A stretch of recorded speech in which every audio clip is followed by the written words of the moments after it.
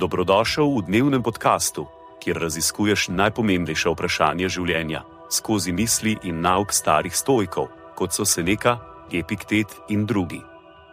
Vsak dan ti prinaša novo lekcijo o življenju, prilagojeno za človeka v modernem času.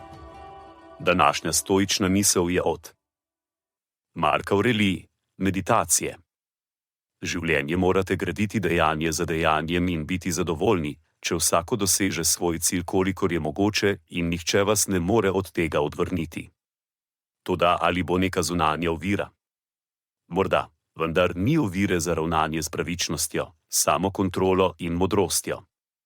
Kaj pa, če je neko drugo področje mojega delovanja ovirano?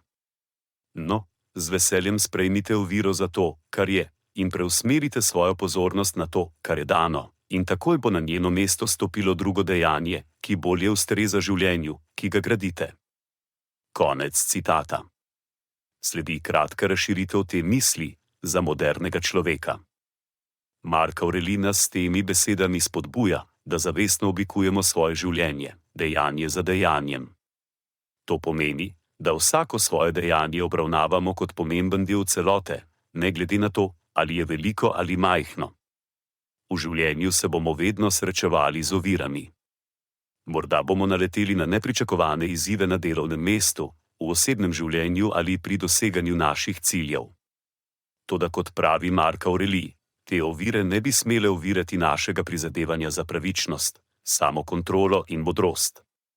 Če na primer na delovnem mestu naletite na težavo, ki ovira vaš napredek, se ne obremenjujte s tem, kar ne morete nadzorovati. Namesto tega se osredotočite na to, kar lahko nadzorujete, je vaš odnos do težave, vaše dejanja in reakcije. In če se vam zdi, da je neko področje vašega delovanja ovirano, sprejmite oviro in preusmerite svojo pozornost. Morda boste morali spremeniti svoje načrte ali pristop. Toda vse to je del procesa gradnje življenja, kot ga želite. V vsakem dejanju je priložnost za rast, za učenje in za nadaljnjo gradnjo življenja, ki ga želite.